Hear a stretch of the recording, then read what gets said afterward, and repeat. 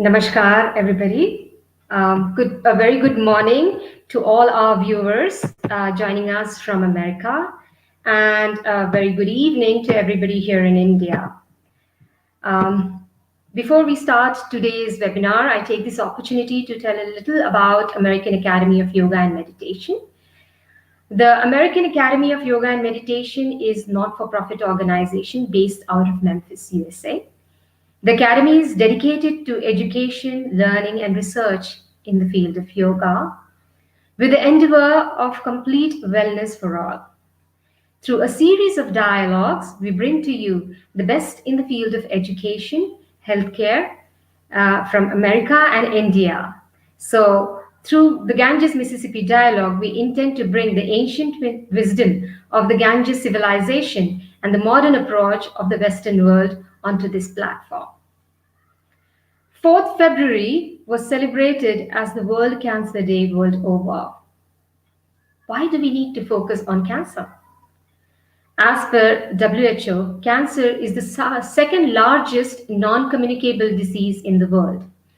And amongst cancer, breast cancer is the most common cancer in women all worldwide, all over the world. In fact, in India, 1 out of 22 women are likely to get breast cancer during their lifetime. We know that diagnosed early, breast cancer is known to have 100% cure.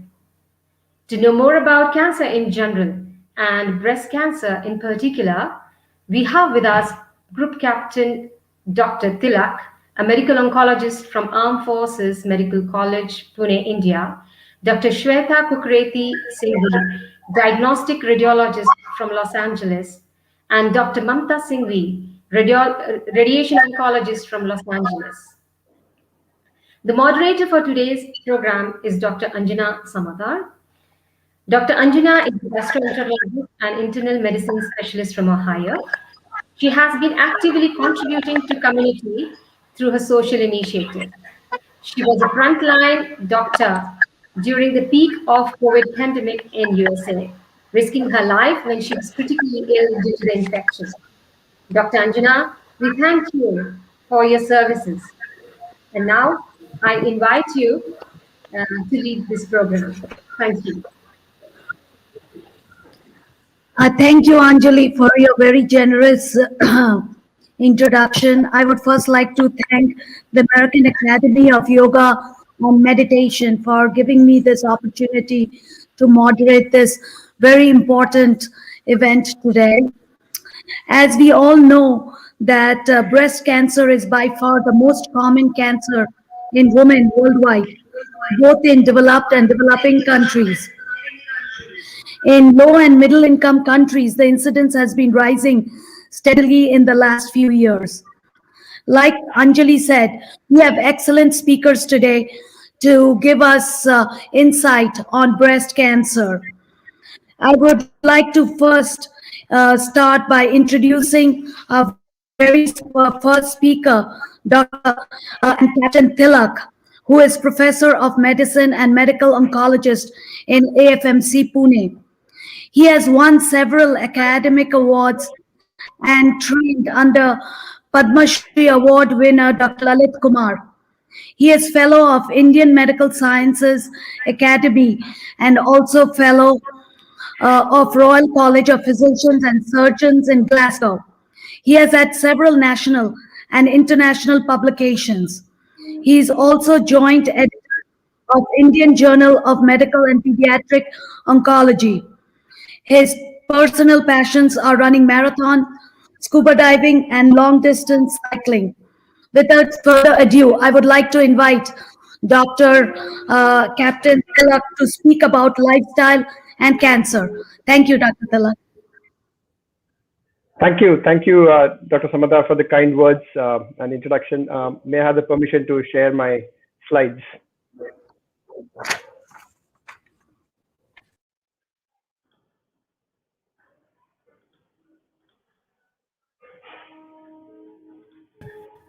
Dr. Tilak, you need to share your slides. We haven't got your slides shared here.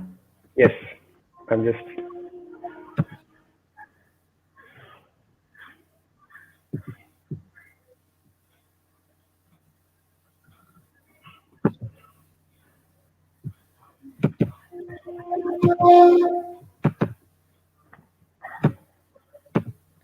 Dr. Tilak, will you share your slides? Just give me just a minute. I will just.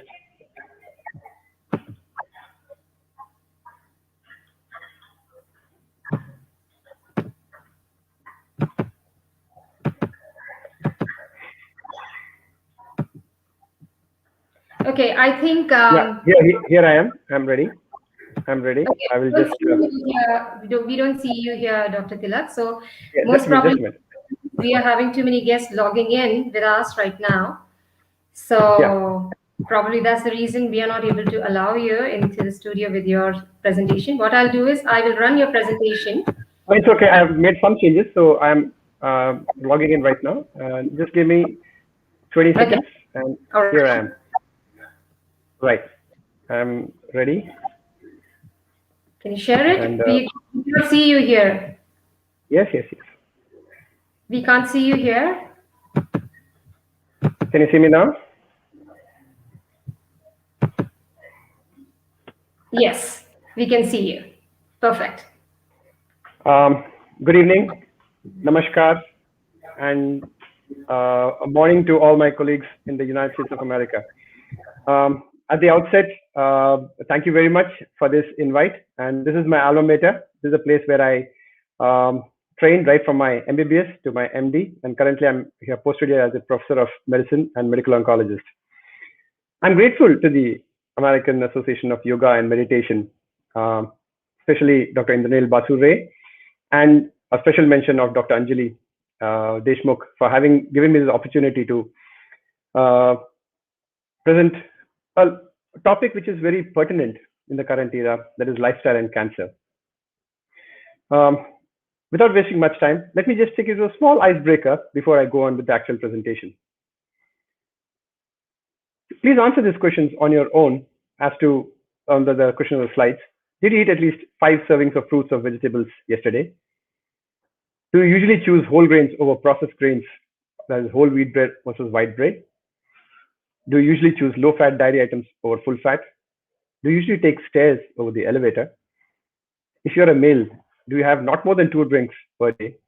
And did you exercise yesterday?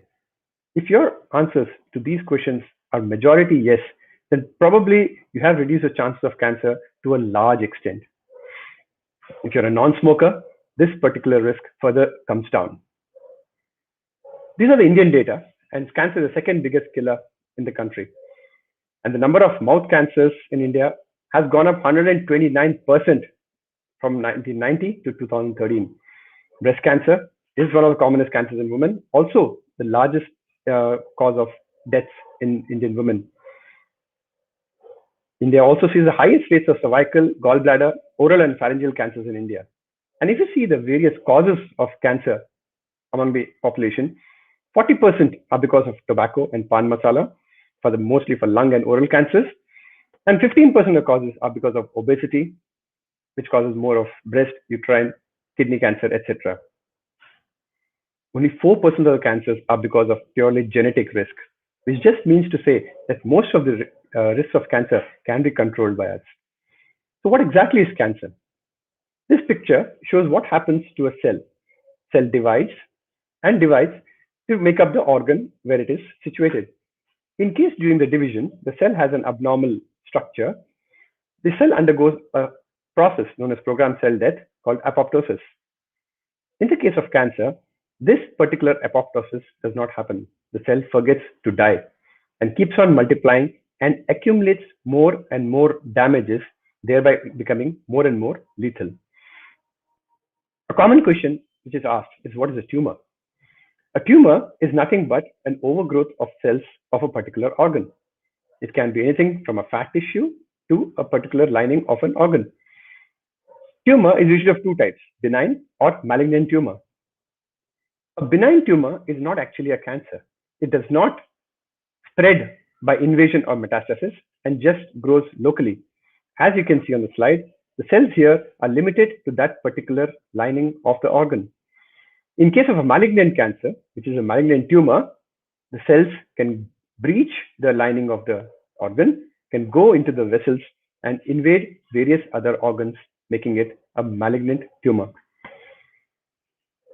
Let's see a small video A on normal cell to a cancer cell. Take 5 minutes to get the picture. More than 60,000 billion cells make up the human body. They are the units that form the tissues which make up our organs, like the liver, heart, and lungs. When the body needs it, our cells split into two and replace those cells that are defective or have come to the end of their lifespan. This makes it possible for our tissues to preserve their shape and their respective functions with the passage of time. Every cell is therefore programmed to multiply and die. This ordered but complex program is controlled by the center of the cell, the nucleus, which contains chromosomes containing many genes made up of DNA. Sometimes, some of these genes undergo a change. The nucleus then sends out abnormal orders and the cell goes wrong. It multiplies uncontrollably and takes on a life of its own. Each new cell produced contains the same defect. The cells proliferate chaotically and form a tumor. This process may be short, but is often long. 10 to 30 years may separate the birth of a first abnormal cell from the appearance of a tumor of about 1 cubic centimeter. The tumor forms many blood vessels in order to survive. These will supply the tumor with oxygen and nutriments, allowing it to live and grow. This is what we call the phenomenon of angiogenesis. The tumor, however, only really becomes dangerous when the cancerous cells begin to invade through the vessels into the adjacent areas and spread to the surrounding organs. These cells can then invade other parts of the body, multiply and produce new tumors. Metastasis is the term used for this spreading process. But why does a cell become cancerous? There are many factors and they can exist to different degrees. Factors have been identified such as hereditary genetic anomalies, exposure to some viruses, HIV, hepatitis B, C and D, papillomavirus, Epstein-Barr virus, exposure to toxic agents, chemical products, radiation, sun, unhealthy behaviors such as the consumption of alcohol and tobacco. So we saw how A normal cell develops in a particular person. So if you draw a graph and see what causes more cancers versus what is more controllable, on the x-axis we have which are the factors which are controllable, on the y-axis we have the causes of more cancers. We can see that majority of the cancers are very much controllable. Tobacco, diet, weight, activity, alcohol. These are causes of majority of the cancers and can be very much controlled. Inherited genes are cause of very few cancers and obviously they cannot be much controlled. Specific to breast cancer, if you see this graph, on the x-axis is the population which develops the cancer. On the y-axis is the relative risk of the breast cancer. On the left side, you can see the high-risk genes and the moderate-risk genes responsible for a few percentage of population causing cancer. On the right side, you can see most of the population getting the cancer because of low-risk alleles with added obesity, alcohol, oral contraceptive pills, menopausal hormonal therapy, etc. Below, you can see the factors which lead to reduced incidence of cancer in these patients. Breastfeeding for a duration of more than 12 months, regular exercise, and having the first child less than 25 years reduces the risk of breast cancer among women. Let's come to lifestyle and cancer. Now, lifestyle is a very popular apparel store, and we know that it's quite famous among the women and children. It has a very nice tagline, and I personally like this tagline. It says, "Your style, your store." I've just modified it. It says, "Your style, your life." As we saw, smoking and alcohol use cause nearly 30% of most of the cancers in all over the world. The slide just shows the percentage of smokers across the world, right from India to Bangladesh to the Caribbean population, near about 20 to 25% overall of the world population smoking. And this slide shows what all elements and chemicals are there in a cigarette. You cannot imagine that there are things like arsenic, lead, formaldehyde, turpentine, butane, cadmium, industrial chemicals which are supposed to be harmful, and they are found in the tobacco smoke. And this is the smoking related deaths in the United States. About 440,000 deaths are attributable purely to cigarette smoking every year. Not only cancers, but even ischemic heart disease, that is heart attacks, as well as lung disease are largely responsible for the deaths related to smoking. If 30% of the cancers are because of smoking and alcohol use, let's see what are the remaining causes. Another 30-35% are because of unbalanced diet. Diet which is very high in high glycemic carbohydrates, too many calories leading to obesity, a lack of physical activity, all these very much under our control. So let's see what does the existing evidence say. I have taken two cancers, the commonest in the male, that is lung, and the commonest in the women, that is breast cancer, to go across obesity, diet, and alcohol. Coming to obesity, this graph shows the prevalence of obesity over 1990s to 2010s. You can see there has been an explosion, almost like an epidemic of obesity all over the world. In breast cancer, there's a threefold increased risk with a BMI in the obese range. Patients who have a body mass index in the obese range that is beyond 30 kilogram per meter square, they have a very high risk of cancer. Not only do they have a high risk of cancer, they are more likely to have aggressive advanced tumors with a worse overall survival. And patients who have a very high BMI beyond 30 or a waist hip ratio of beyond 0.85 are associated with 11% decrease in overall survival. Similarly, in lung cancer, there is a positive association of high waist hip ratio in current and former smokers. However, the body mass index is related to race. A recent study published just 6 weeks ago in lung cancer in 2020 showed that underweight whites have poor survival than obese blacks. Asian, they did not find any association of BMI as a cause of death or survival. And underweight and obese female smokers have poor outcome, especially in the whites. Also, there is a very strange obesity lung cancer paradox. Patients who are having a high BMI or a normal BMI, body mass index, they surprisingly tend to withstand the surgeries and the treatment much better than those who are thin. This paradox is only seen in lung cancer and not seen in so much in other cancers.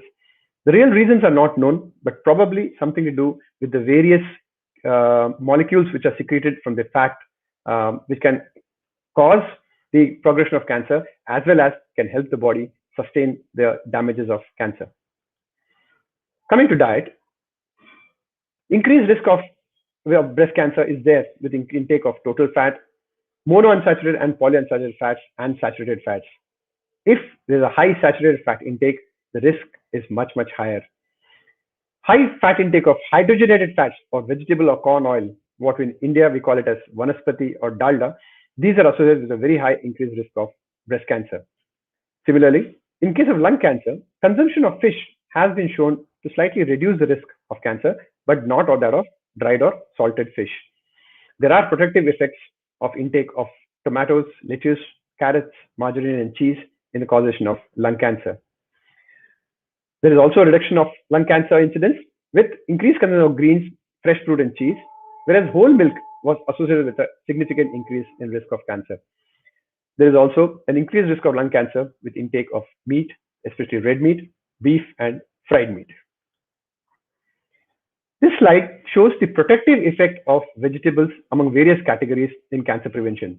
As you can see, most of the vegetables, green carrots, the tomatoes, the citrus fruits have got 70 to 85% reduction in the causation of cancers.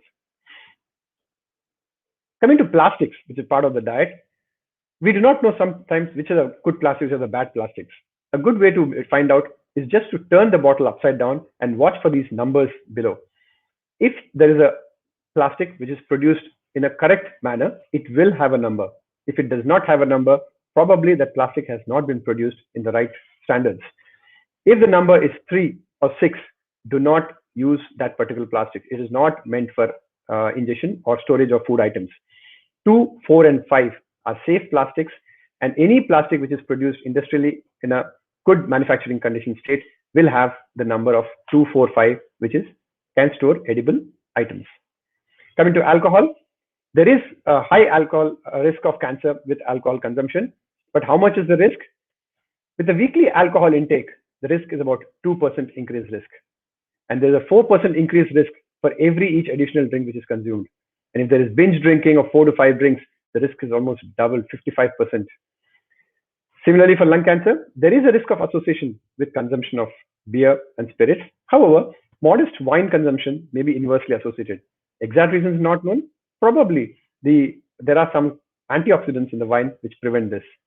And high mean lifelong ethanol intake, alcohol intake, has been associated with a higher risk of lung cancer. So when do you suspect cancer?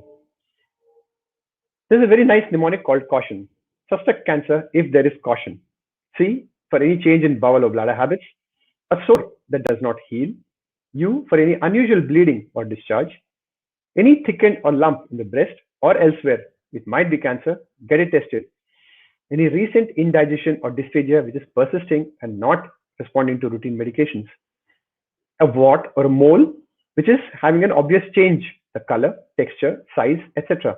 And N for nagging cough or hoarseness. If there is any of these signs of caution, we must suspect cancer at various levels, at the general practitioner level, even at the hospital level. So what do we do? Since we know that majority of the cancers can be attended to or can be prevented by lifestyle, what are the lifestyle modifications we should do?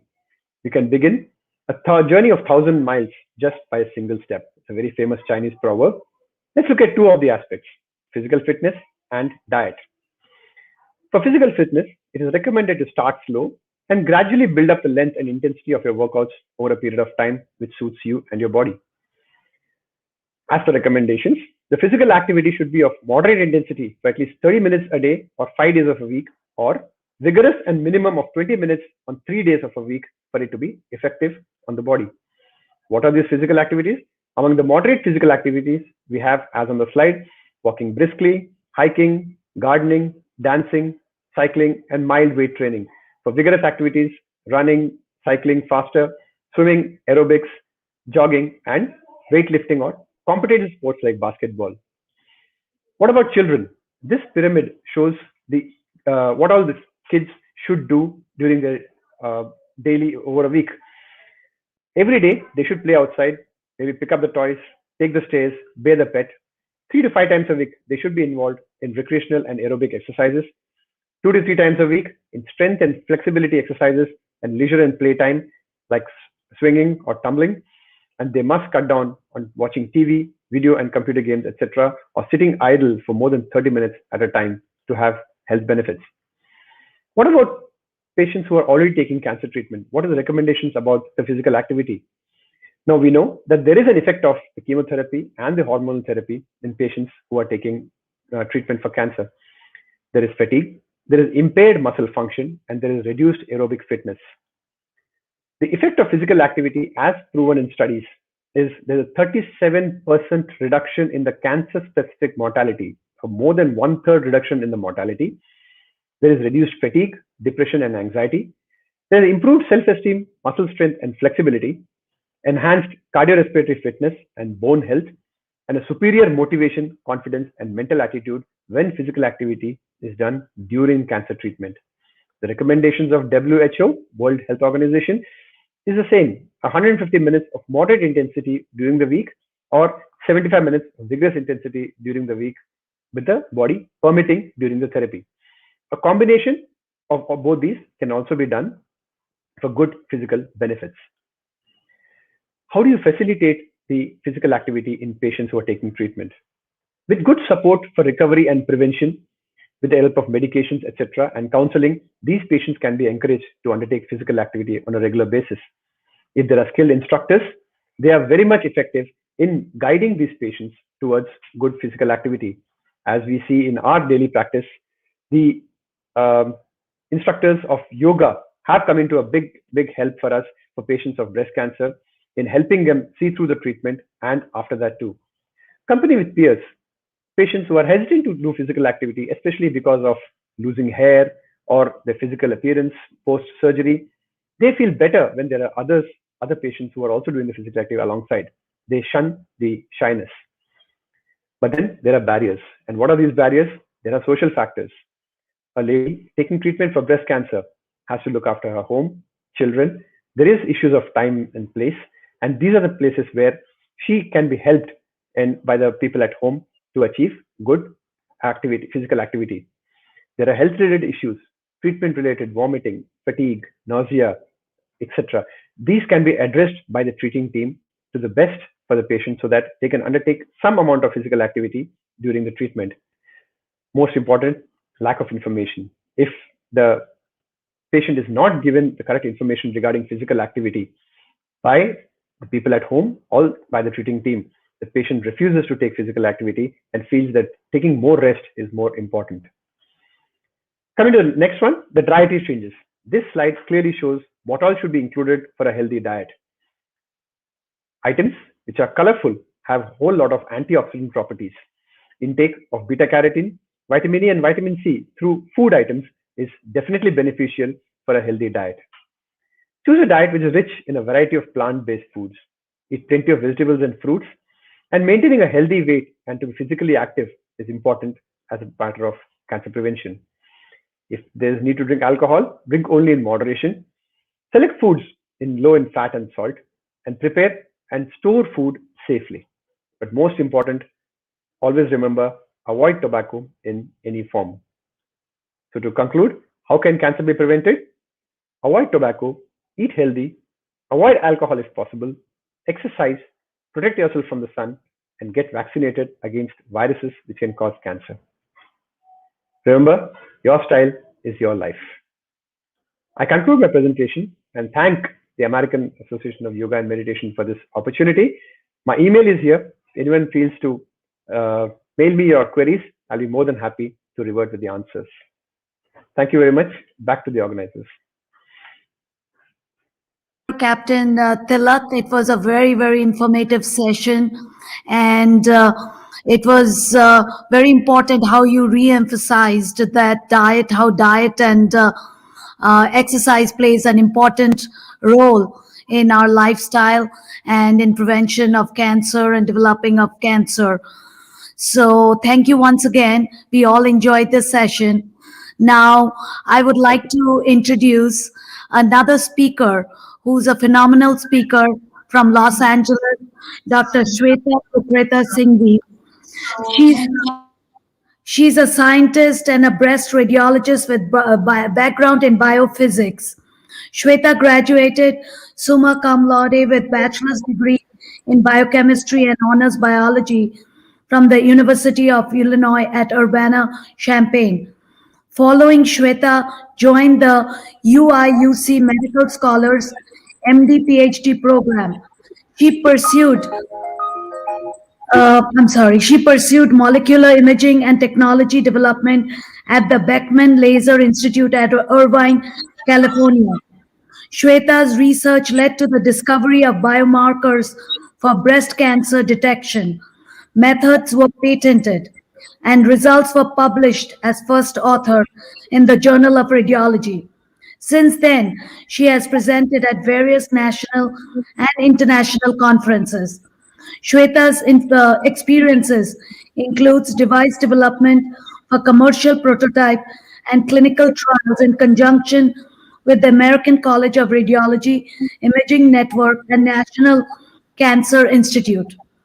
Shweta pursued residency in diagnostic radiology and subspecialty fellowship in breast imaging at the David Geffen School of Medicine at University of California, Los Angeles.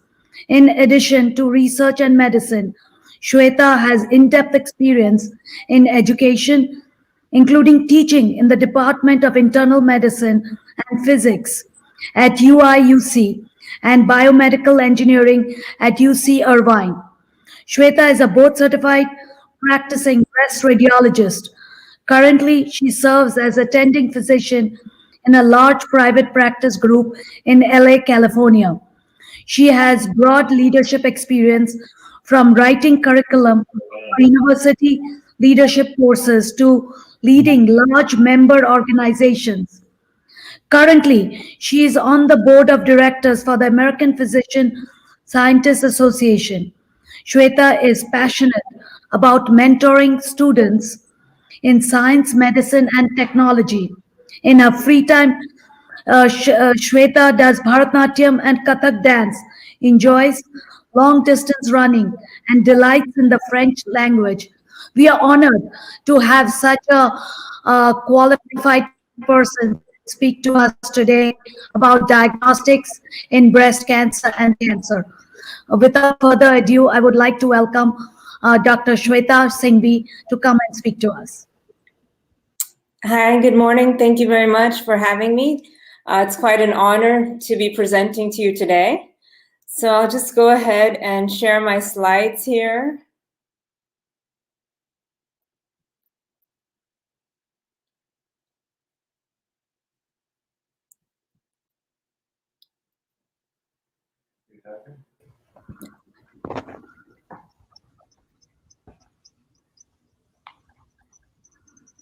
Okay, so I've hit share. Can you see it? Yep.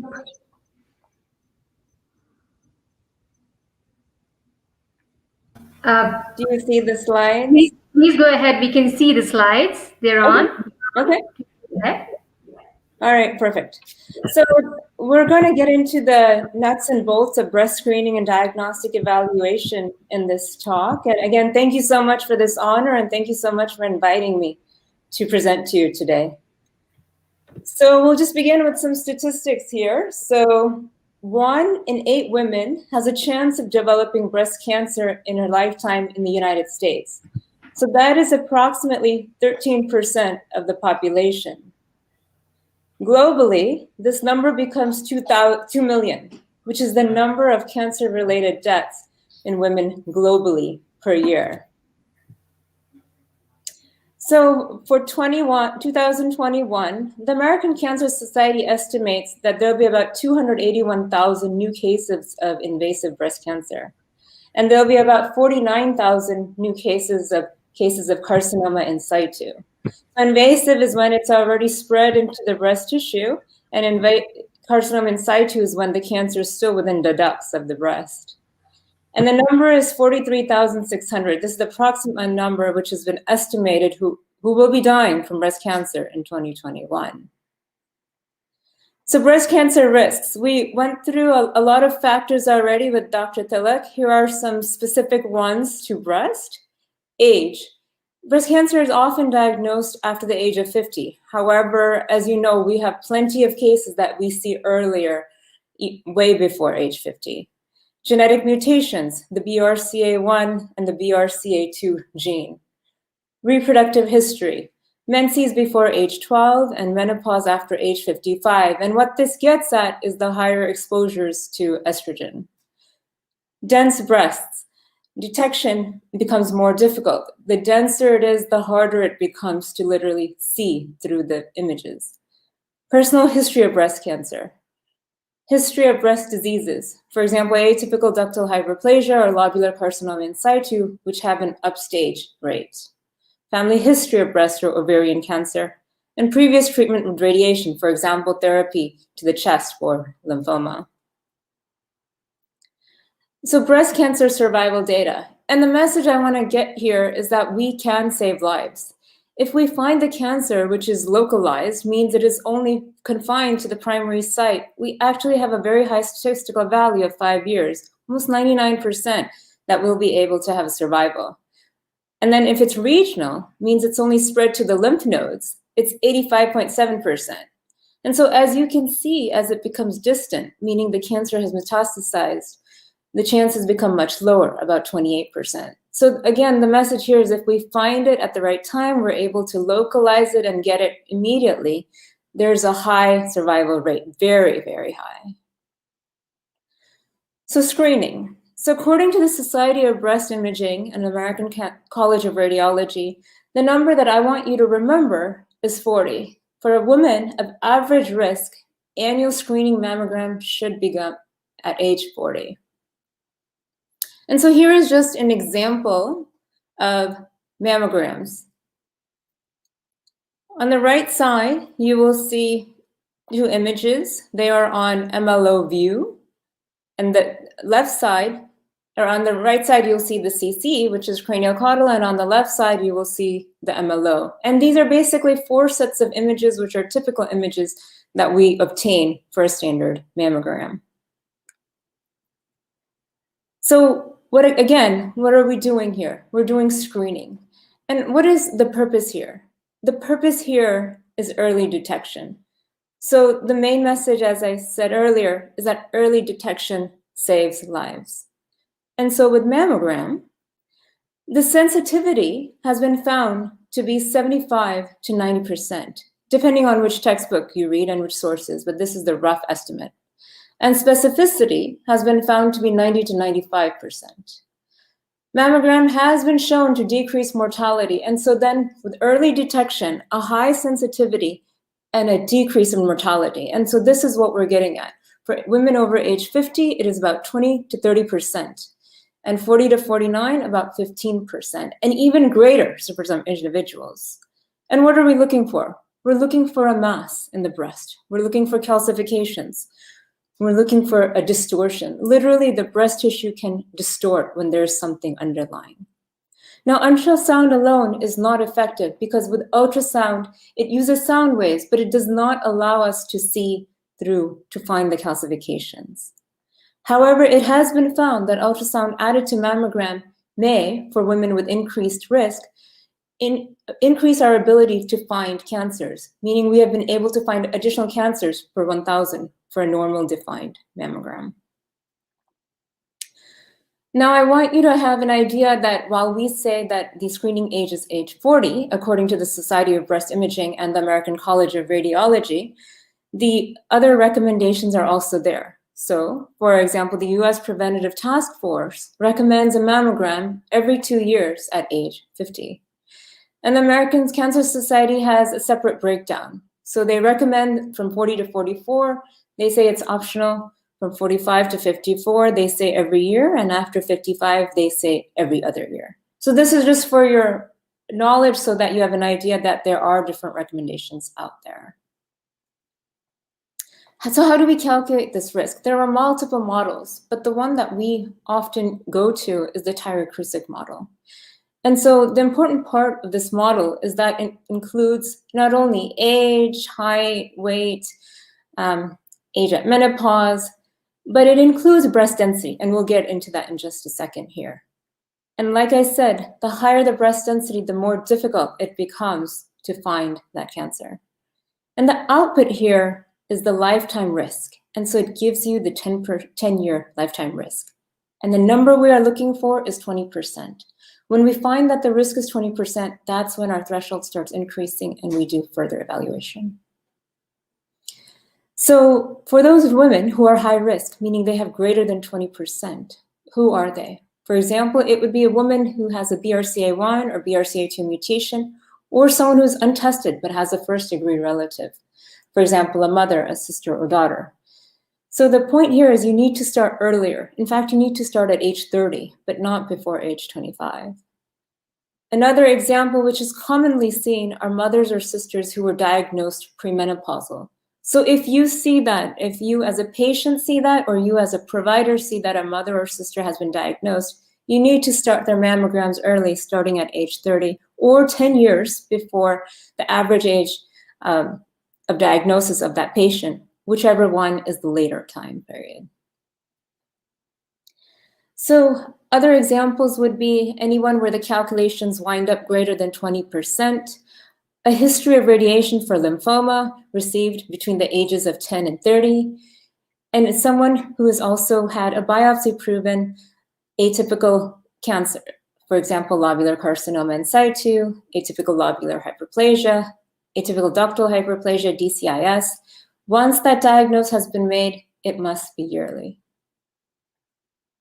So the question becomes, when do you stop screening? There actually isn't a particular number, but what we say is when the life expectancy is about 5 to 7 years basis of age or comorbid conditions, or when the abnormal results of screening would not be acted on because of age or comorbid conditions. So screening ultrasound. This should not be routinely used to replace screening mammography. As I stated, screening ultrasound cannot see for example, calcifications. It can, and this, which is a big deal because calcifications, as you see them linearly or in a certain shape, is the beginning of DCIS. But screening ultrasound can be used complementary. And when would you use that? For example, a patient who has dense breast tissue, or a patient for whom you want to order an MRI, but it's not possible for some reason. Screening MRI, again, this should not be routinely used to replace screening mammography, but screening MRI can be used complementary to screening mammography in the event that the calculated risk is greater than 20%. So for example, someone with a BRCA1, BRCA2 carrier. And these are the people, for example, you would get them started on screening MRI. And you would rotate, for example, every 6 months, one mammogram, the other 6 months, the MRI. History of chest irradiation, for example, treatment for Hodgkin's lymphoma, you would start them 8 years after irradiation. And you may consider screening MRI depending on the patient and depending on the characteristics if it's a little lower, for example, 15 to 20%. So here is an example of an MRI. This is just to give you a sense of the images here. So on the left side of the screen in MRI, we have here a T1 non-fat saturated image. In the middle, we have STIR, which is water, so it uses water, and then post-contrast, meaning after the contrast. And what you see on the right side of the breast here is a multicolored lesion, and that is the cancer. This is just to give you another sense. So this is after post-contrast subtraction. We subtract out the contrast, and what we're left with, again, is a heterogeneous appearing mass. This is on sagittal view, and this is just a 3D reconstruction. These are just the different types of views that we use to allow us to characterize the malignancy. So how do we go about diagnostic imaging? And so in terms of the nuts and bolts of it, if you have a patient or you are the patient who comes in with breast lump, starting with age, if you are under 30 or the patient's under 30, we would begin with a breast ultrasound. And we would evaluate to see what the finding is. And then as deemed, we would attempt to add mammogram if needed. But if the patient is over 30, we immediately start with the diagnostic mammogram and go ahead and have the ultrasound as well. Furthermore, if we find that there is a suspicious mass there, we consider, and it should be considered, evaluating axilla for lymph node involvement. Sometimes it's done right at that time. Sometimes patients may end up coming back for that. So for example, axillary lymph node. Axillary lymph nodes can be enlarged even without a definitive mass on mammogram or ultrasound. And so this has to be then further evaluated. Cases of this could be that they could have metastasized, and now you have to start going and searching for the original cancer. Or a case of lymphoma where you won't necessarily see anything on breast, but you need to go search for that. Another case would be nipple discharge. If the patient presents with red or clear, unilateral, spontaneous discharge, start with the diagnostic mammogram and ultrasound. And then if needed, you would move on to MRI. It should be noted there's lots of patients who come in with bilateral white milky discharge. These are not on the threshold of what we would consider towards malignancy. Those would be more on the side of benignity. And then post-lumpectomy evaluation.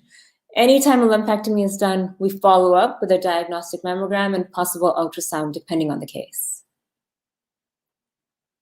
So here's an example. Here's a female who comes in her 20s and she presents with a palpable. So she's under 30, we start with an ultrasound. And what you see here, these are ultrasound images, is a mass. It looks kind of dark. And so we would say this is a hypoechoic, which means darker mass. In parallel orientation, as you can see, it kind of looks horizontal. And this likely is a fibroadenoma. And the reason I bring this up is I just want you to understand it is very, very common for women to be walking around with these probably benign masses. And this is something we evaluate, we monitor, but this is not something that you necessarily need to worry about as cancer. Diagnostic evaluation. So this difference again, while this case was a fibroadenoma, this is just to bring to you that this here is a differential. And another differential of this is a phylloides. That, however, kind of looks like this, but the difference would be if you have a patient, a daughter, a sister who has a mass which is growing and they are young, it could be a phylloides and that would need to be excised. And of course, the other differential would be malignancy. So here we have a 52-year-old female who presents for screening mammogram. And this is very typical. This is daily. This is routine for us. We see 2 views, MLO, the right breast, the left breast, and we must search. And so now you can see this woman has dense breast tissue. And amongst this density, we have to search for the cancer. And this is the CC view. And this is what we do. We work to see what are we seeing? What are we able to distinguish between what's normal and what's abnormal? So here I went ahead and I circled the finding for you. That's the cancer. And the point that I try to bring out in these slides is that the cancer is quote unquote white on these images. And as you can see, normal dense breast tissue is also white. So it's a white on white background. And that's why this becomes difficult and a challenge in terms of trying to figure out what is the cancer. And that's just what we're doing in screening. We are going and looking at patients who are normal, who are asymptomatic, and searching for a malignancy. So here on the left, we have an ML view. It's the findings with circled. The findings also circled on the CC view. And that's a spot compression on the right side where you see that we have pressed down on the breast. So now what happens? So let's say we have a suspicious finding. What do? Well, you do an ultrasound-guided core needle biopsy or a stereotactic biopsy, which means using mammogram. Let's say the pathology demonstrates malignancy. What would you do? You would recommend surgical and oncological consultation. And then furthermore, you would recommend breast MRI for extent of disease, depending on the type of finding that you have, depending on the appearances. So pathology is then performed. Pathology reveals the receptors. What kind of receptors are on this malignancy? ER, estrogen receptor, PR, progesterone receptor, HER2/neu, in addition to a long list of tumor profiling, which is the molecular markers. And the whole point here is to determine what kind of receptors are there on the malignancy, which will then help the hematology oncology group to determine what kind of chemotherapy that they need to administer. Lymph nodes must be evaluated. As I said, breast cancer immediately moves to lymph nodes. So we quickly must evaluate the lymph nodes for disease progression. And then treatment. And I won't go into the details, but then the patient will get referred for chemotherapy, possible radiation. MRI for follow-up chemotherapy. When chemotherapy is administered, we often see MRIs being performed in order to determine any change in size of the malignancy as the patient continues their treatment. Next step. So like I mentioned, the fibroadenoma, this is something we typically do a 6-month follow-up on. The malignancy, as I mentioned, cancer, invasive ductal carcinoma, surgical and oncological consultation, which is the same for DCIS, which is also cancer, and it would be same, surgical and oncological consultation, as well as breast MRI for extent of disease. Sclerosing adenosis, that's a benign entity. You just go ahead and return to screening. And then the atypical findings, atypical ductal hyperplasia, a papilloma, lobular carcinoma. These have an upstage rate, so we recommend surgical excision. So this is just so that you know that once what we have found is of concern, it is a finding, what do you do next? So that you have an idea of how things would go next. So a standard report. Here is actually an example of one of my own reports. You have the exam title, you have this history, you have the findings, the breast tissue, the impression, and then the recommendation and a BI-RADS. And so when you see a mammogram report as a patient or as a provider, you have to have an understanding of BI-RADS. BI-RADS and breast density. So let's start with breast density. So on the most left side of the screen, you're going to see a very fatty tissue. Most of it is what you would say black in color. And the white part is going to be the fibroglandular tissue. So that would be almost entirely flat, fatty. And on the right side, extreme right bottom, would be extremely dense tissue. And now you can see there's so much fibroglandular tissue, now it's going to become harder and harder to find the cancer. But this is the variety of breast type tissues that we see, from fatty to heterogeneously dense on the left side to scattered fibrogranular on the top right side. These are the kinds of variety patterns that we see, and this is what we go with. So understanding BI-RADS, what is that? When you see a report, this is the standard which has been used. It's called the Breast Imaging and Reporting System. It was initially developed in 1993 by the American College of Radiology, and now it's in version 5. And so the entire point here that I want to show, this is straight from the BI-RADS Atlas, is that on the left side, we have the category 0, 1, 2, 3, 4, all the way to 6. And we actually define what it means. It means negative, it could mean benign. And then in the middle, we tell you what the next step would be. So it could be routine mammo. But if it's category 4, it's suspicious. And what's written here is tissue diagnosis, which means biopsy. Furthermore, BI-RADS has gone to the point of explaining what the likelihood of cancer is. And while category 4 is wide from 2 to 95%, it's been broken down into subcategories. And so 4B, for example, would be from 10 to 50. But this is an idea so that when you are reading these reports as a patient, because you will see your own reports, and as the provider, when you're providing these reports, both of you are on the same page of what the recommendation is, what the assessment is, and what the management is. Now, tomosynthesis, we use digital tomosynthesis. This means that it's basically a method by which the X-ray tube rotates in an arc about 15 to 45 degrees to obtain a low-dose set of projections, which are taken through the compressed breast. The images are then synthesized and reconstructed. So what you wind up with is, imagine, a CT. This is basically a CT of the breast. Of course, the point here is that it's been created with way lower radiation. But that's kind of what you can imagine this is, slice by slice by slice imaging of the breast. And you can imagine this has been a great boon for breast, because now we can see through the slices. This helps us to decrease our false positive rates because we're literally able to see 0.1 to 1 millimeter thickness slices. We have improved visualization of the lesion margin, and we have improved visualization of the superimposed tissue to determine whether is this overlapping tissue or tumor. Because as I described to you and showed you, cancer is white on white. We're looking for something which is white on top of dense breast tissue or fibroglandular tissue, which is also white. So it helps us to improve that resolution. Furthermore, where would this be helpful? This would be helpful for dense breast cases where it's extremely dense. We're able to go through slice by slice, and it would help us with detection of small cancers, for example, DCIS, or invasive cancers, which are smaller than 2 centimeters. And it reduces our callback. Because we are able to go slice by slice, we are going to call back less for that. This is just an example of a hologic unit. It's not that I support one company over another. It's just to show you an example of a mammogram unit. And so on the left side is the console. On the right side, you see the paddles and where the woman and the patient would be placed in order for the compression of the breast and image acquisition. So here we have a patient. It's a 24-year-old patient with left breast enlargement.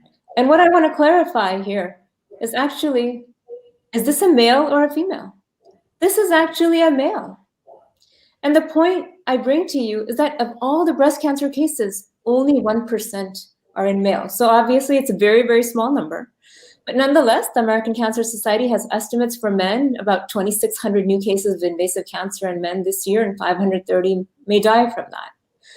The differential here, which is important, is cancer versus gynecomastia. We have men come in, lots and lots of men who are coming in because they feel an enlarged breast, they feel a lump, and majority of the times it ends up being gynecomastia. So this is just to bring to your attention, this is not just a quote unquote problem of the woman, this is also can be a problem for men as well.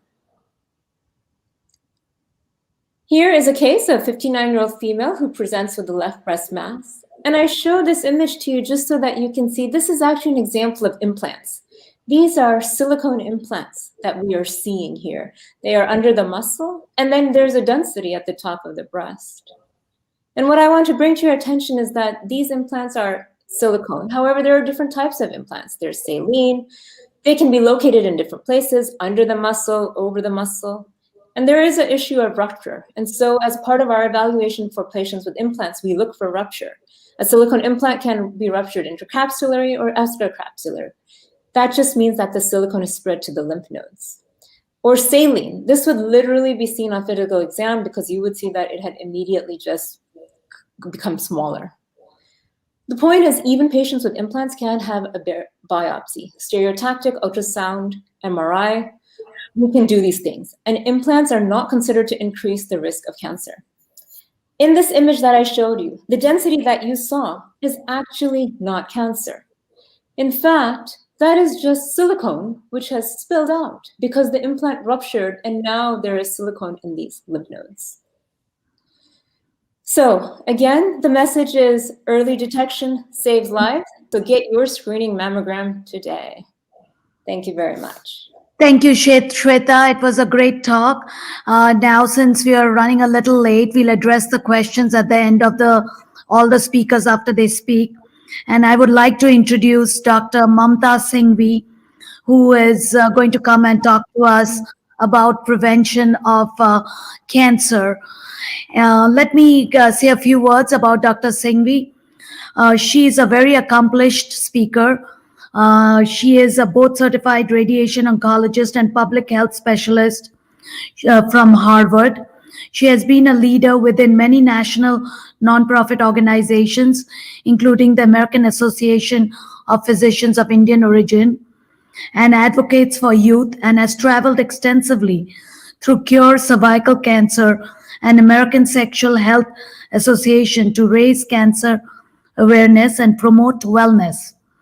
She's an avid writer who has blogged for the Huffington Post on topics ranging from politics to sports, vaccinations to racial disparities.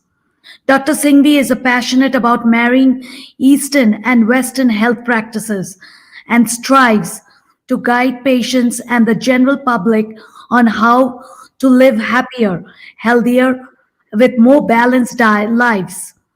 Beyond this, she's on the faculty of UCR School of Medicine, is a certified yoga teacher, a vegetarian foodie, and a lifelong pianist. We are honored today to have Dr. Mamta Singhvi speak to us. Thank you, Dr. Singhvi. Thank you so much. I want to start by saying thank you to the organizers, Dr. Anjali, Mr. Gaurav, the board president, who we haven't gotten to meet, but Dr. Basu Ray. I want to thank my fellow speakers, as well as the moderator, Dr. Samadar, and of course the audience, both in India, the United States, and everywhere else in the world, for being here for a topic that I'm deeply passionate about. So I'm going to try to share my screen. Hopefully I'll be able to.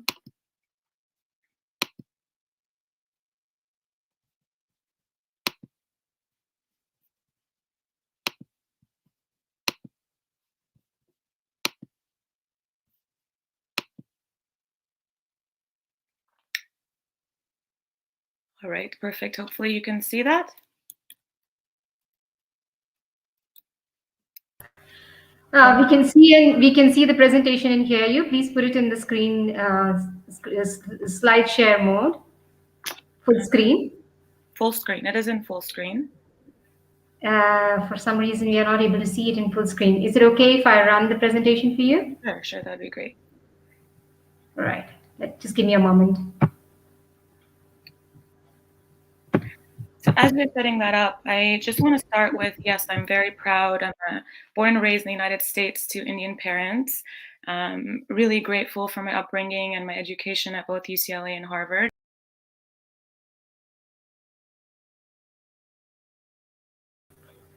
I think we lost connection with Dr. Mamta. Just give us a moment till she joins back. In the meantime, can we take a few questions from the audience, please? Absolutely. A couple of questions here. The first question, I guess, is directed towards Dr. Tilak. Association, is there any association with of breast cancer with color of skin or ethnicity? Yes. So there are these ethnic groups, especially the Ashkenazi Jews, who have a very, very high risk of hereditary breast cancer. And it is very well known that when these patients, the screening programs are much more tighter, and they are the family history runs into sort of generations, and they are followed up closely. As regards skin color, the skin color, especially of breast cancer alone, the incidence rates are much higher in the Western countries as compared to the Middle East and the Eastern countries, whereas the incidence is close to 150, 165 per 1 lakh, whereas in India it's only about 50 to 56. But apart from that, it's mainly due to the habit, but not because of the color of the skin. However, the melanoma, etc., there are a few other cancers that are more common among the whites and color of skin. And apart from breast cancer, the ethnicity, the Eastern Asians, the very Japanese, etc., they're prone to stomach cancer, the nasopharyngeal cancer. And among the lung cancer, there are subtypes which are more common, the EGFR mutated lung cancer, which are more common in the Eastern the population. So that's about the skin color and the ethnicity. Thank you so much for answering that question. Dr. Mamta has joined us back again. So let me just try and bring the presentation over here so that we can start the session with Dr. Mamta. Dr. Mamta, my request to you is, as I'm running the presentation, please let me know when I should move the slide. Sure.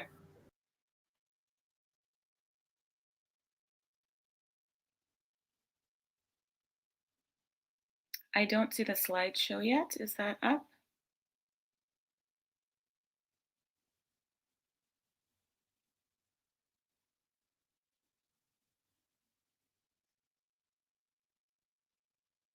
Perfect.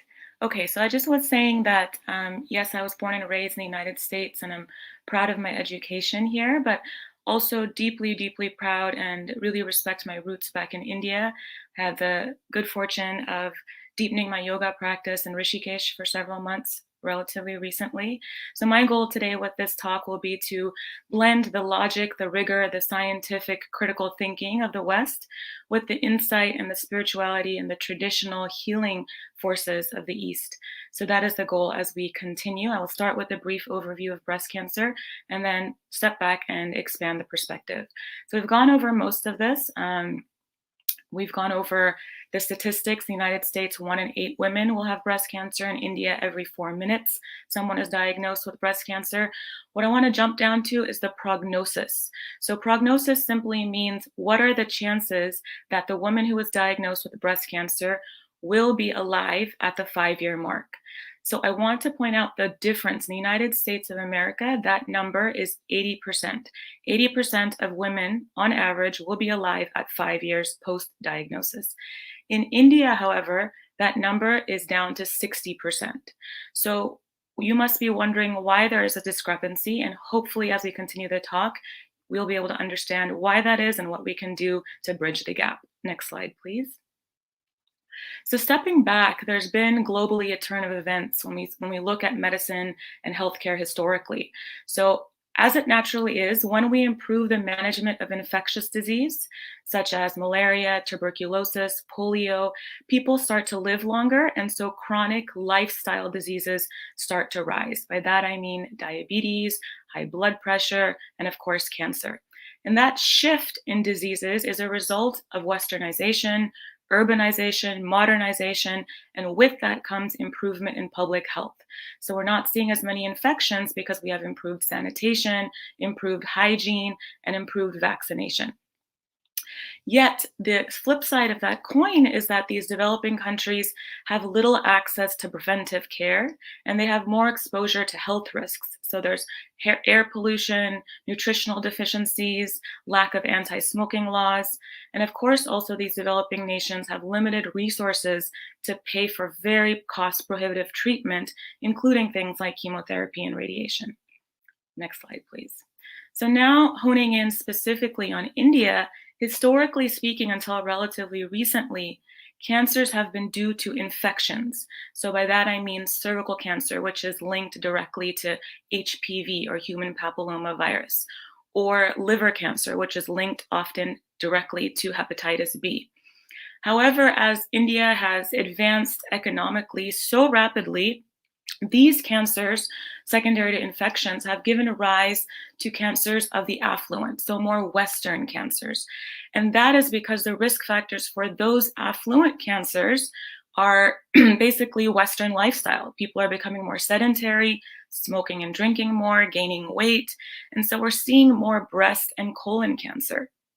And what I want to say, the main takeaway point is that India is actually at a very pivotal inflection point, because currently it has the highest rates of both the cervical cancer and the breast cancer in the entire world.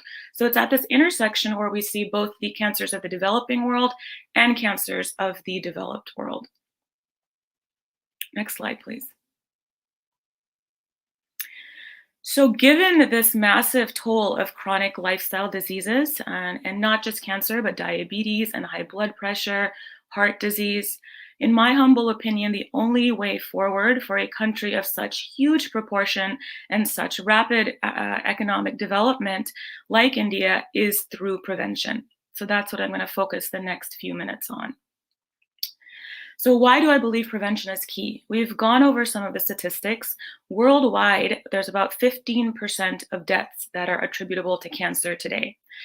Unfortunately, that incidence is expected to rise by about 70% over the next 2 decades. And that is because countries like India, countries kind of throughout the world who, again, are rapidly developing economically, are just starting on the cancer curve.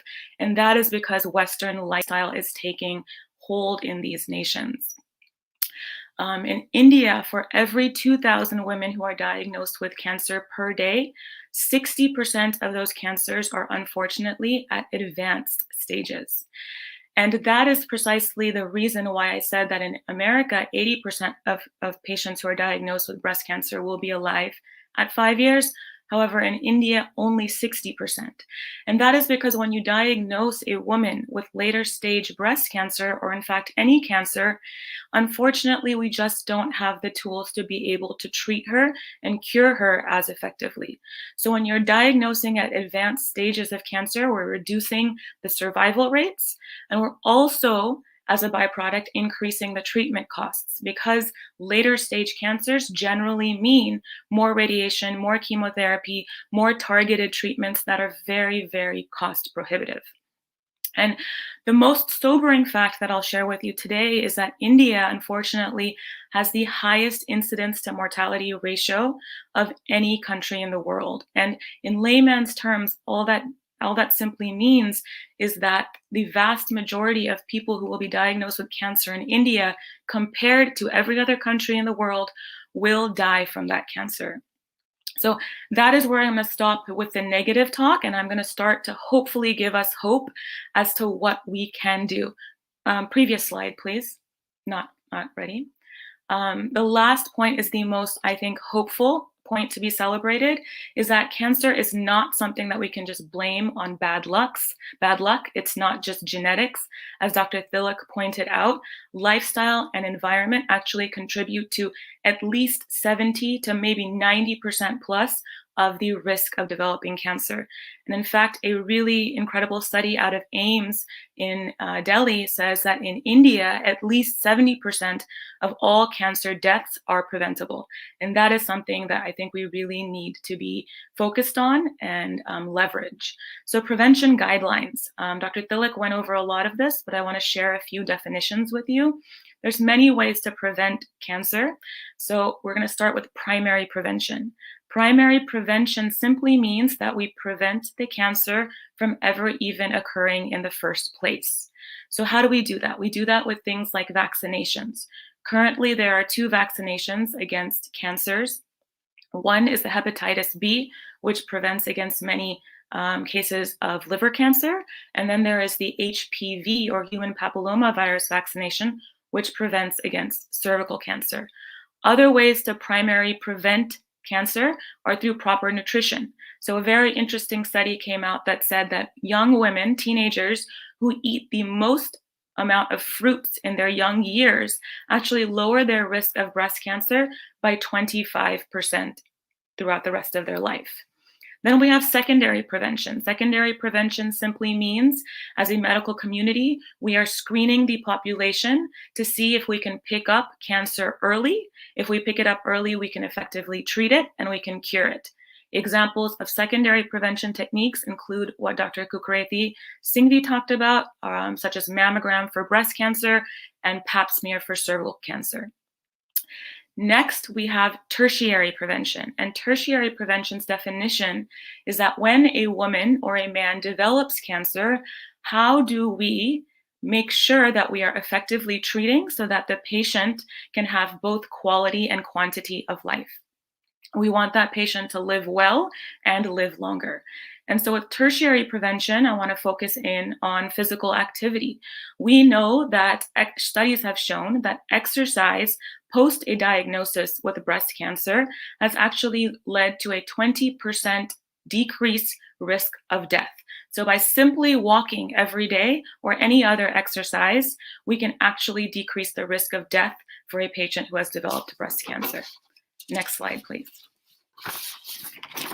I want to take a moment to talk about the importance of public policy, and I'm going to give you one case study. In the United States of America, we had already known, and this is back in the 60s and 70s, we'd already known that smoking leads to lung cancer and to many other cancers and diseases. Even though we know that habits are very hard to die, behavior is very difficult to change in human beings. And so public policy really is critical because in this country, the United States, people were not changing their smoking patterns despite knowing the dangers. So only when the federal and state level governments stepped in and started to make laws against smoking, so including taxation on cigarettes, secondhand smoking laws, banning of all billboards that advertised smoking, especially to children, explicit warnings of the dangers of smoking on cigarette packs. Only when they started to implement these laws and execute them did we start to see smoking rates plummet, and naturally several years and decades later, lung cancer rates plummet as well. And to bring this case study back to India, while India has exceptional laws in the books about smoking, implementation is unfortunately lacking. And as a community of healthcare providers and the general population, we really need to start working on implementing these laws. Next slide is right. So health promotion and cancer. I want to end my talk. I know we have to rush through because we have a little bit of time left, but I want to end by talking about health promotion and cancer. So we've talked specifically about prevention with both Dr. Tilak and myself. And that just means how do we decrease the risk of developing cancer? But we equally need to focus on health promotion. So how do we optimize health so that people are not just surviving, but actually thriving? Next slide, please. I want to set the tone of health promotion by sharing with you one of my favorite stories, and this is a true story that comes from one of my favorite books that I highly recommend called The Blue Zones. And this story is about a gentleman who immigrated from Greece right after World War II. He came to the United States and he started to work as a young painter in his early 20s. He got married and he had 3 kids with his wife. He bought a house, he bought a car. He was essentially living the American dream. And that American dream, unfortunately, included westernization and habits such as smoking. So this gentleman started to smoke 3 packs of cigarettes every single day. And by his early 60s, he was diagnosed with lung cancer. Unfortunately, the doctors gave him just a few months to live. And so he decided, instead of getting treatment, which would be very costly and ineffective, he's going to move back to Greece. And when he was in Greece, he was very weak, but he started to be cared by his parents, by his wife, by his friends who would come over, they'd play games. And he slowly started to go to church. As he got more energy, he started to garden. He started to play dominoes. He started to laugh more. And the best part of the story is that when the book was written, it had been 35 years. And this gentleman had survived to 100 and he was completely cancer-free.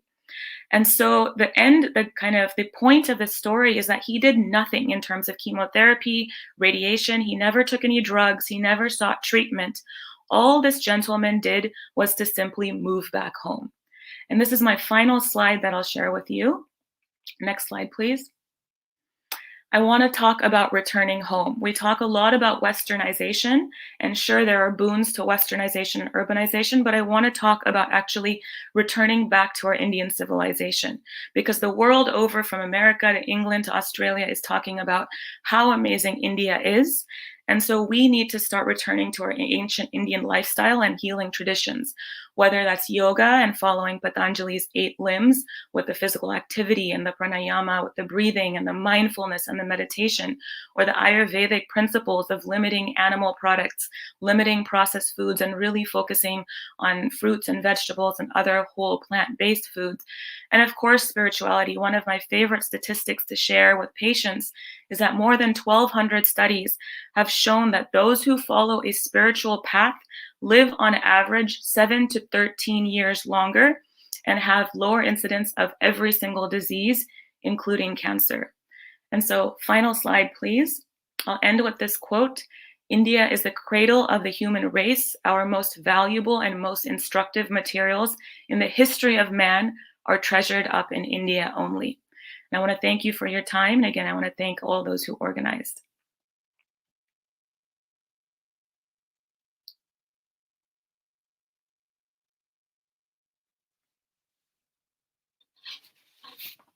Western culture and how we should concentrate on what India had to offer us. Thank you once again. Now I would like to introduce Mr. Wesley Collier, who's going to give a session on yoga. Mr. Collier he's a yoga teacher and has always had an inspiring motive to make a difference in the world through alternative approaches to help and to teach others, a journey that keeps on growing for him. Mr. Wesley received certification in Chinese, herbology and aromatherapy, and also naturopathic medicine. He completed a 6-month internship with Dr. Murtha Champa, a Tibetan and Ayurvedic healer. Mr. Wesley received his 200 CYT in dynamic Hatha Yoga at Circle Yoga Shala and received 2 teaching certificates in mixed yogic arts and has been taken under the wing of Ruslan Kletman, which has trained with for many years and also did his 500 hours with Mr. Ruslan as well. Wesley and Ruslan have been taking you groups to India to learn the essence of yoga through tradition.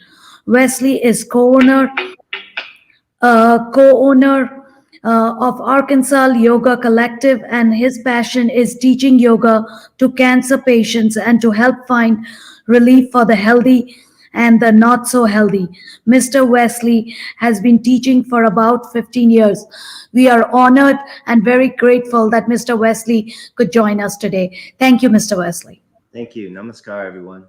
So let's go ahead and get started. So everybody come to a comfortable seated position. And if cross-legged is just not comfortable, you can always just extend the legs or just bend the knees. So just find a comfortable position. You're going to take the palms to the heart and take your thumbs to your sternum and really sit up tall. Now we're going to change keys a little bit and just start to relax a little bit. Wonderful knowledge, wonderful information. But let's just kind of get out of the head right now and just get into the heart. So keep your thumbs to your heart. Really lengthen the spine. Find a comfortable position. Now start to relax the muscles around your spine. Soften your face. Relax your forehead. And soften the legs and feet.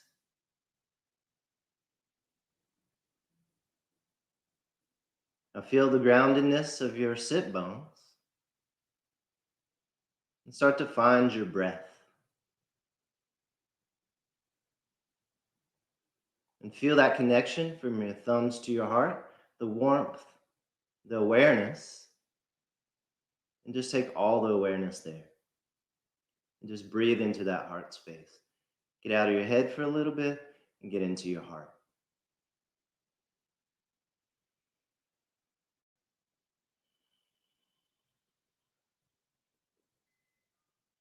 And just take several breaths here. No breath technique, just breathe.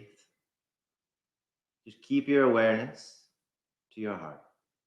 Breathe into that space.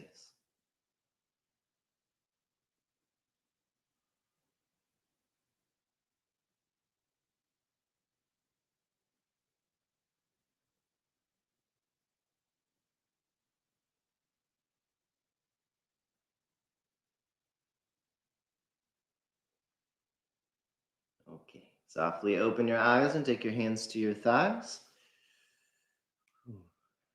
We're just going to take a little twist. So left hand goes to right knee, right fingertips behind. So take a little twist.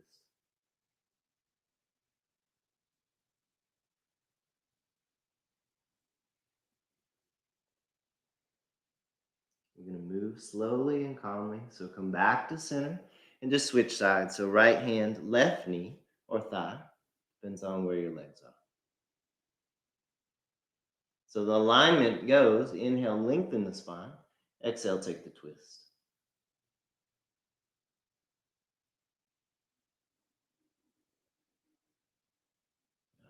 Come back to center, hands on knees or thighs. And we're just going to circle the torso. Lead with your chin. Go really slow. Take your time.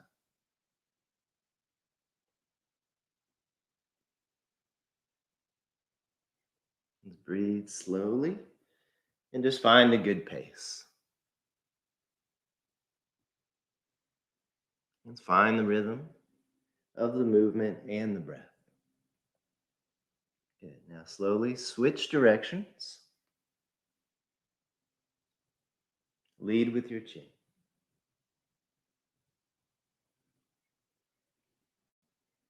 All right. Come back to center. Inhale, chin up, chest up. Exhale, round the spine, chin to chest. Good. Keep on going. Inhale, chin up, chest up. Exhale, round the spine, chin to chest. Keep staying in that heart space. Really open the chest. Be careful. Exhale, roll and round. 2 more. Inhale, lift. Exhale, roll.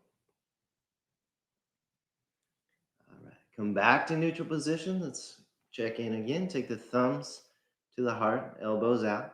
Lengthen the spine. Sit up tall, but not too rigid. Relax the muscles around the spine. Just come back to that particular space. Breathe into the heart, the chest, the front side of the body. Stay out of the head and into the heart.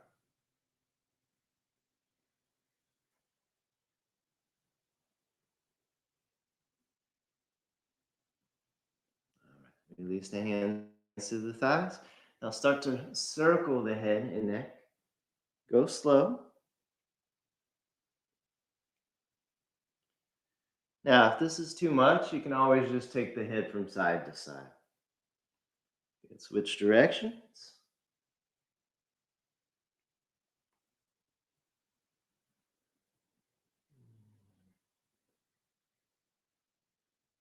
All right. Bring the head back to center. Now shake the head no. Shake the head yes.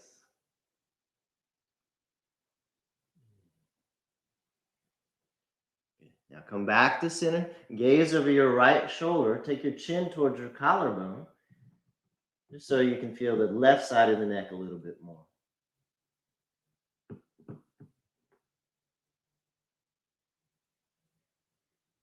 Good. Inhale back to center. Exhale, switch sides. So gaze over your left shoulder. Bring your chin towards your collarbone.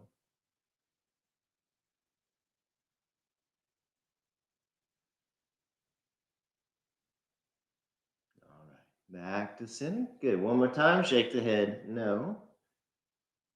And shake the head yes. All right. Interlace the fingers. Press the palms towards the ceiling. If that's too much on the shoulders and chest, just bend the elbows a little bit. We're going to do similar to what we did with our knees. We're just going to circle with the arms. Be careful. Doesn't matter which direction because we'll switch. Now, if it's too hard to interlace the fingers, just make a little fist.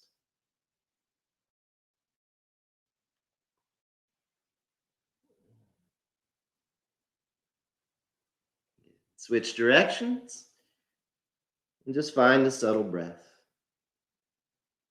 Keep the awareness to the chest and the heart. Good. Now here, take both hands out to the right side. We're going to lengthen the spine, so straighten the arms. Lengthen the spine, gaze over your left shoulder.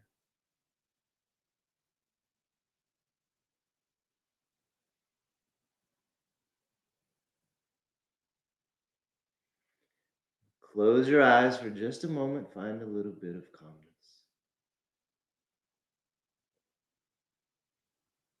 Okay. Inhale, take the arms all the way up. Or bend the elbows. Exhale, left side. Inhale, lengthen. Exhale, gaze over your right shoulder.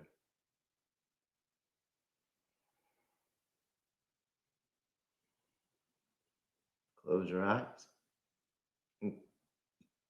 and find a little bit of calmness.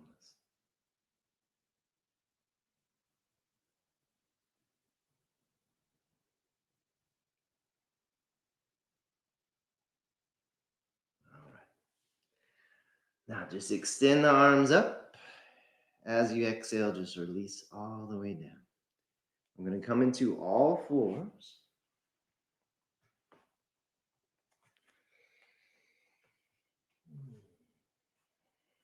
Now here, hips over knees, shoulders over wrist, and spread the fingers. Inhale, chin up, chest up. Exhale, round the spine, chin to chest.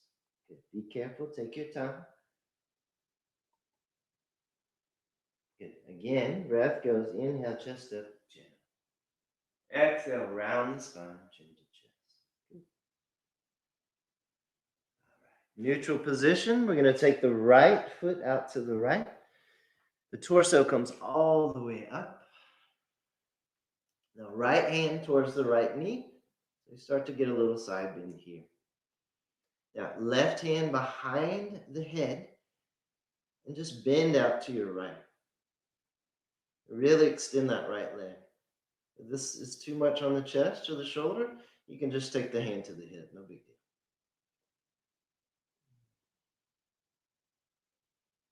Again, close your eyes, if possible, with balance, and just rest here.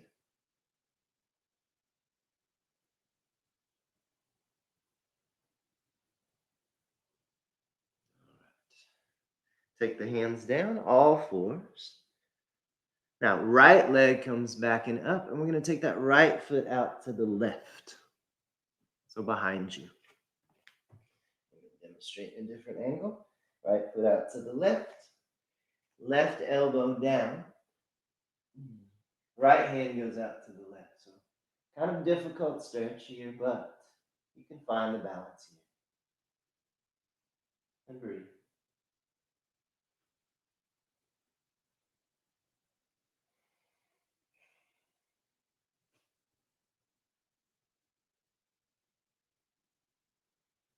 Okay. Come back to center. All fours. Now left foot out to the left. Come all the way up. Left hand towards the left knee. Right hand behind the hip. And take a little bend out to the left. Now we're trying to relax even though we're in this awkward position. Open the chest. Remember, if it's too much, you can just take the right hand to the right hip.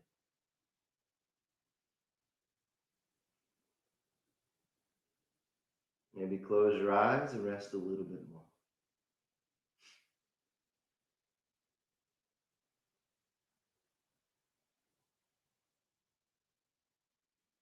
All right. Now, palms down. Left leg comes back. And you're going to take the left leg out to the right. Just like we did, just switch sides. Left elbow comes down. Right hand over to the left. So really walk that right hand out to the left.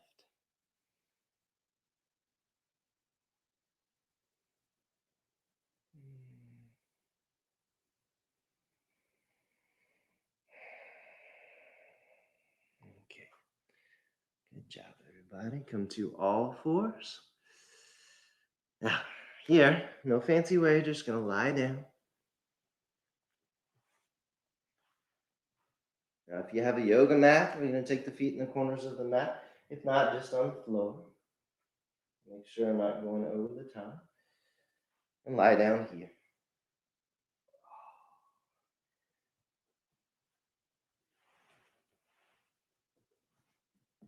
Now, take the feet in the corners of the mat or separate the feet about shoulder distance apart.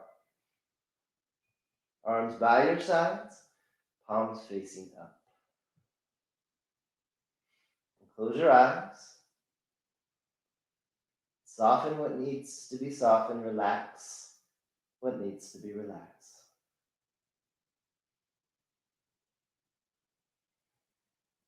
So relax your forehead, your cheekbones, your cheeks, and especially your jaw. Maybe move the jaw around a little bit to release the tension in the face.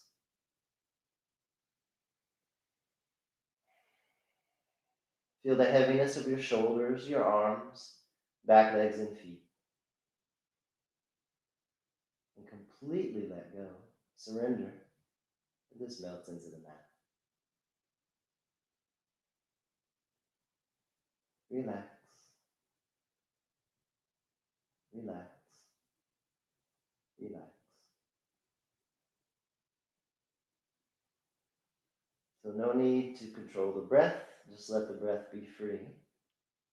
And just notice that it's functioning natural. So no need to control it or change the breath.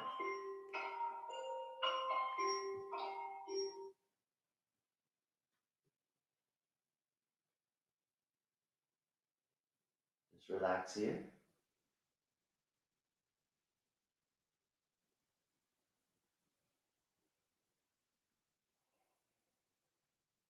Okay.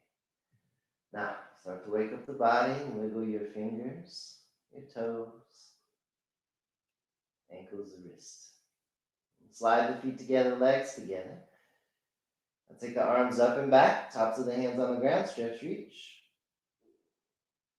And roll over on your right side. Now use your left hand to bring yourself up to seated. Come to a comfortable seated position. And take your palms to your heart. Roll the shoulders back and down. Close your eyes one more time. Rub the palms. And place the hands over your eyes. And open your eyes in the darkness of the palms. Release the hands to your thighs. And just gently check in and see how you feel.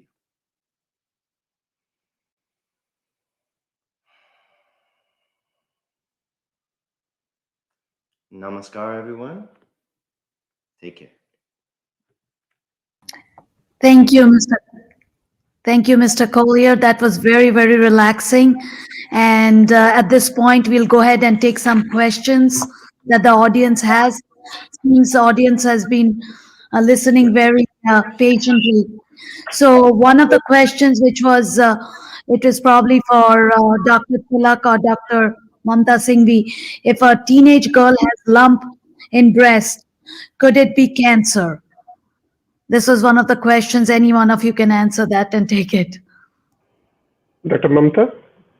Sure. I would say in my experience, I have seen very young women developing cancer as early as early 20s. I've never seen a teenager. I'm not saying that it's not possible, but I would say more likely than not in medicine, we say, you have to go with what is most likely. So the worry may be there. It's unlikely anything dangerous. If there is indeed lots of concern, then I would say go see the primary care physician. Thank you. The next question was actually addressed already by Dr. Shwayta Singhvi. Can men have breast cancer? So I think we'll let that pass for now. I think she addressed it. The third question was, how do we get rid of agrochemicals used on foodstuff? So the recommendations are very, very simple. Washing with just brine or what is known as salt water is good enough to wash away the chemicals. And for patients who are undergoing bone marrow transplant, etc., we generally tell them to avoid. But if needs to be given, then we wash them with potassium permanganate. Very small few crystals. Just make it baby pink color in the water. and put the vegetables in that and wash it. Vinegar has also been tried. So 10 ml of vinegar, 90 ml of water. Just leave the vegetables and fruits in that for some time, and they can be taken out and washed, and the agrochemicals will be off. Best, of course, is to peel them and then consume them. Great. The next question was, I'm assuming my mother, aunt, and grandmother died of cancer. What should she do? I'm assuming it's breast cancer. So, Shwayta. I can take this. So basically, we would need to know the ages for absolutely. when the breast cancer was diagnosed. And then based on that, we would calculate the risk. So as I had explained, we have models for risk, but we would take your age, weight, history, and then we would have a calculation. And so what you need to do, basically, get in with your primary care, give them this history, they will run a calculation. And so, for example, if your mother was diagnosed when she was 42 years old, then you would start 10 years before, which would be 32. And then you would also be placed on alternative 6-month mammogram, then 6-month MRI, again 6-month mammogram, because you are high risk after these calculations. And so we would need you on a plan like that. Great. The next question was, there was black color discharge in perimenopausal stage. Is that dangerous? Should it be investigated right away? So if black color discharge is there, we would want you to come in. When you come in, we would have you start with a mammogram. Black color is tricky because it could be blood, which is very, very old. It's turned from maroon to brown to now black. So it raises the questions while it's not flat out red. We would continue to do the mammogram. We would do ultrasound. If it's available, we could do a ductogram, an MRI. But we need to investigate that. There can be an underlying finding there, but we don't know that until we figure it out.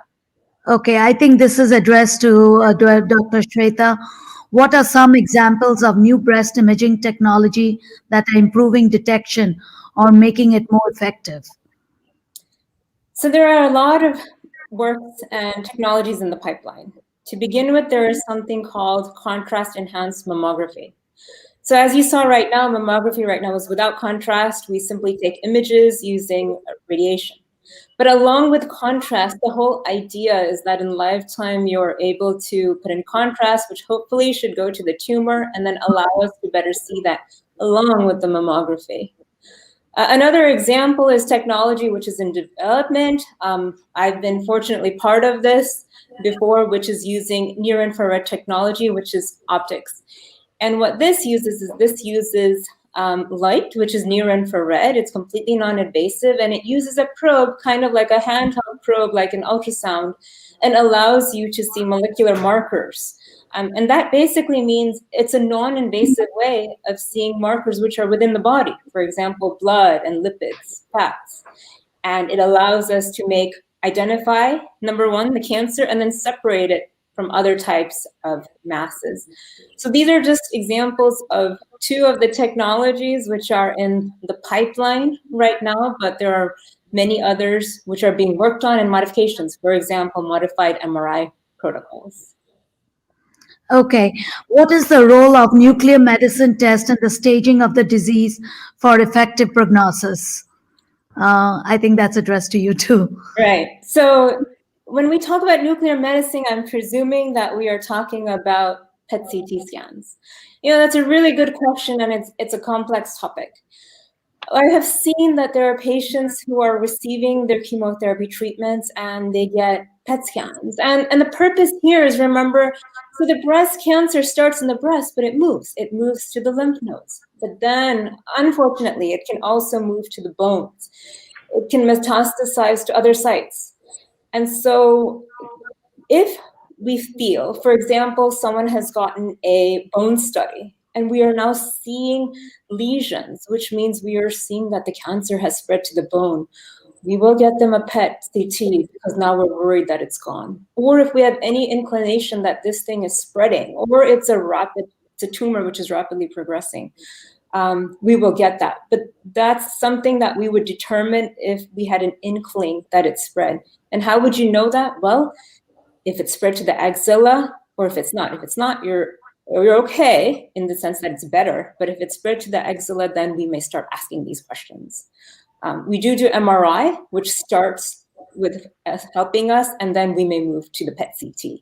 But that would be, and the bone scan would be two of the main techniques that you would want to see if that would be helpful.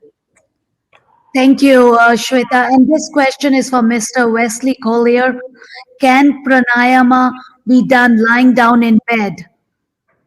Yes. It just depends on which one you choose or prescribe, but yes, you can. I would recommend probably sitting up a little bit more.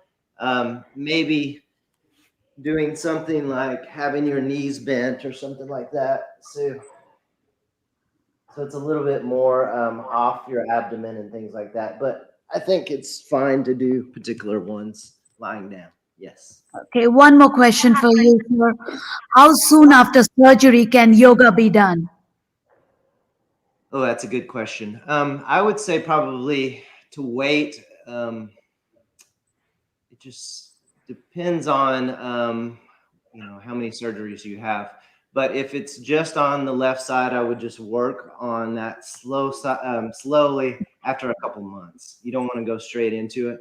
Also, there's doctors usually know some simple exercises that you can do just to kind of strengthen and open up the body a little bit more. But I would probably recommend 6 weeks to 2 months of just more healing, and just kind of if you want to do some sort of exercise or something to get circulation going and all that, you can just walk. Perfect. Thank you. I would like to once again thank our audience. I'm Anjali, Gaurav, Dr. Indranil Basurai, the American Academy of Yoga and Meditation, and all our amazing speakers, Dr. Tilak, Dr. Mamta Singhvi, Dr. Shwayta Singhvi, and Mr. Wesley Pilcher for giving this wonderful presentation. I think it was very informative. And thank you for giving me the opportunity to moderate this session. I will hand it over to Anjali. Thank you, Anjali.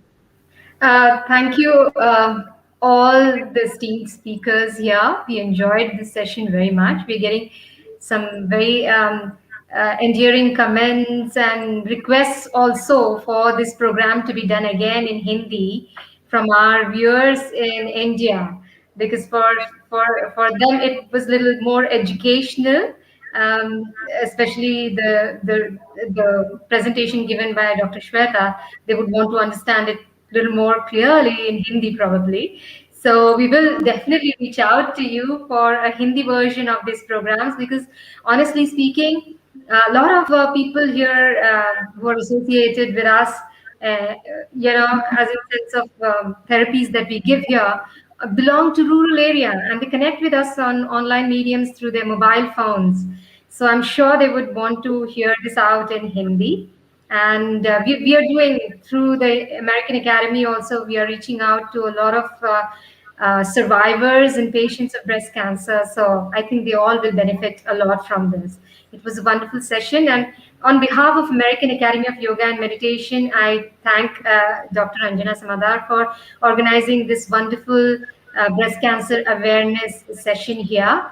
The session is available for viewing even after the live session, because we have a live streaming and recording happening, and it will be posted on YouTube and Facebook channels of American Academy of Yoga and Meditation, and also Ganges Mississippi Dialogue. So feel free to watch this again over there. Our next webinar, as the scroller is going on, will be on migraine, another very, very important topic, and we had got these requests to do a program on migraine, and we will have people from Ayurveda and acupuncture and yoga coming and talking on this. So please do join us next week, same time, on YouTube and Facebook channel.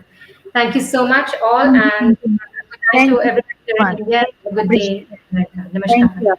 Namaskar. Thank you. Thank you.